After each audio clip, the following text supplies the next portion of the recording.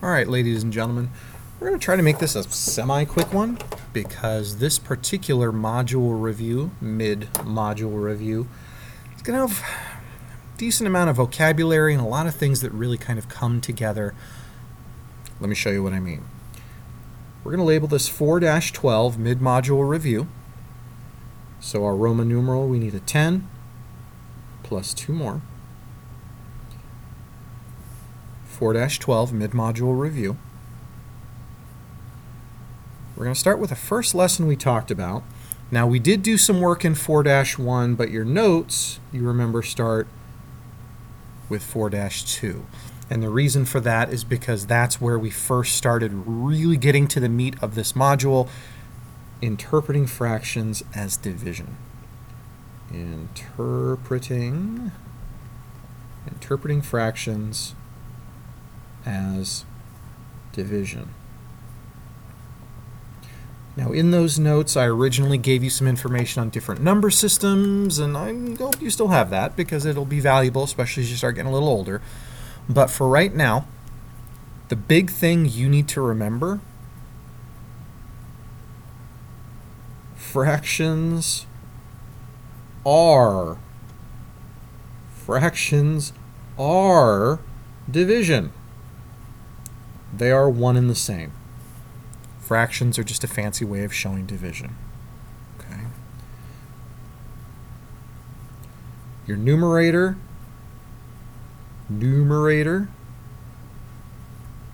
is your dividend. This is what you're breaking apart. Your denominator is your divisor. So if I give you something that looks like this, if I give you 3/5,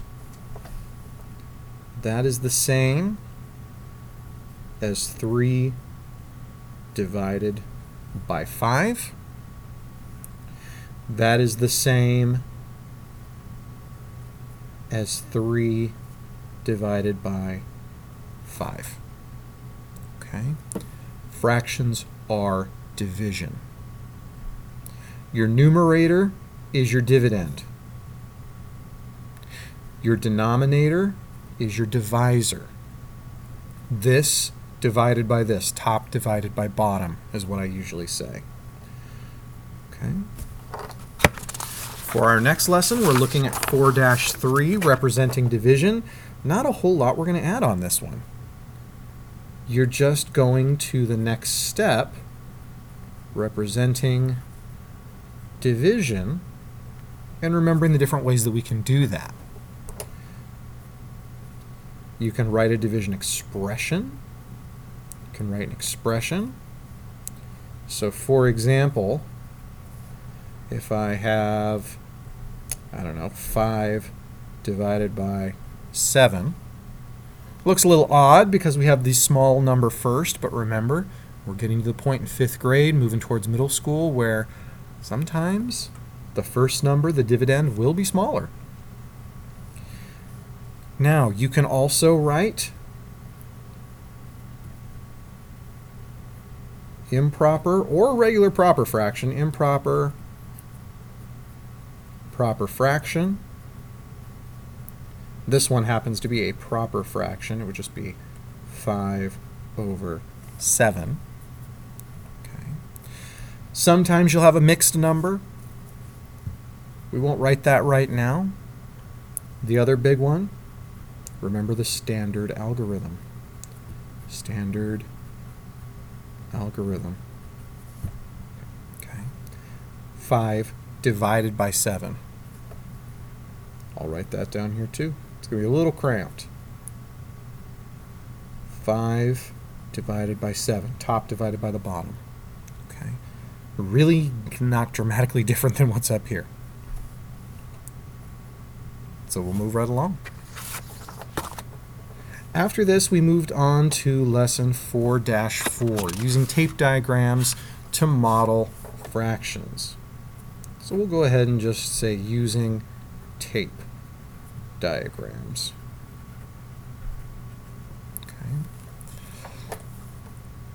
Tape diagrams are still challenging for some of us, I know. It is something we're going to be practicing from now until the end of the school year. I hope that it will make more sense, that you will feel better about it. Whatever our whole is, usually our dividend, but whatever we're starting with, that is going to be our tape. Okay? This is the tape. What is broken up? What do we start with? What do we start with? Okay. Now I know sometimes you start with a lot of numbers, so what do we start with that we're then going to split up, that we're going to break up, that we're going to turn into little parts? Because those parts, that's where we take our tape diagram and we start splitting it up. Okay. You want to ask how many pieces? How many pieces are you breaking your whole into?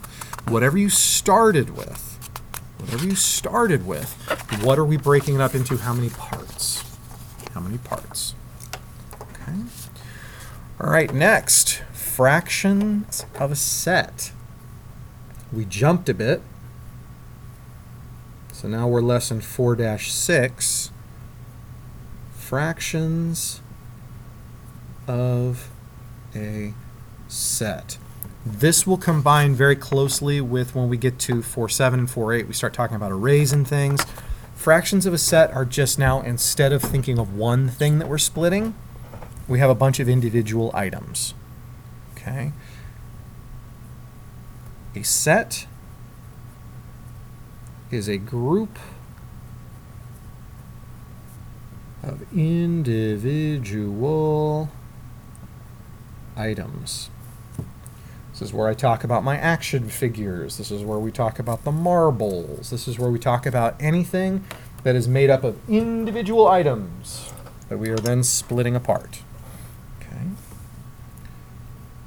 Look for patterns. Look for patterns. I think I already mentioned.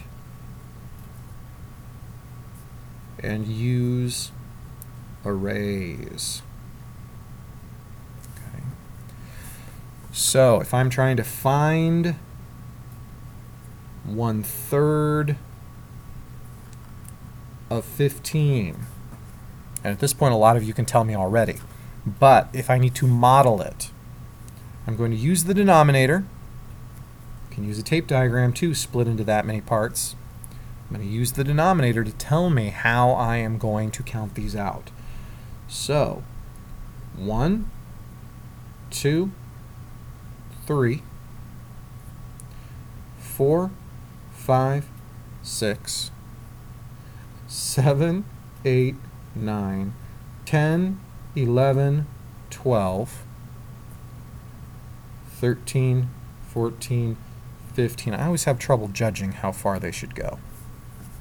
But I counted to 15. I made that many columns. 1, 2, 3. 1, 2, 3, 4, 5, 6, 7, 8, 9, 10, 11, 12, 13, 14, 15. Now that I've got my 3 columns, how many are in each column? 1, 2, 3, 4, 5. So 1/3 of 15, excuse me, is equal to 5. Again, those of you who have strong fact family knowledge, you memorized your multiplication and division facts, probably knew that already.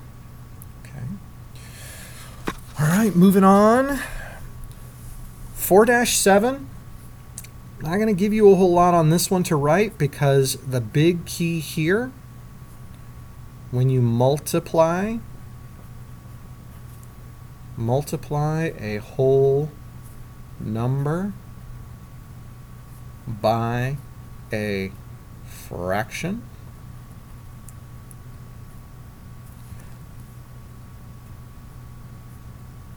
numerator times the whole. That's step 1. Numerator times the whole. Then divide by denominator. We practiced a few other tricks in class. There are some other ways that you can do it, but really, numerator times the whole number, then divide by denominator. And remember, when you have a fraction of something, the of, think of it as a multiplication. Okay. Now I know that doesn't work for every single thing forever, but with fractions, please keep it in mind.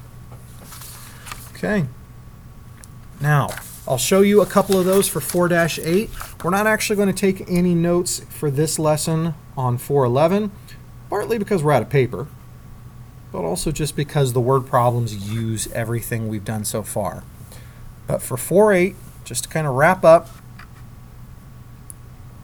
2 more ways, ...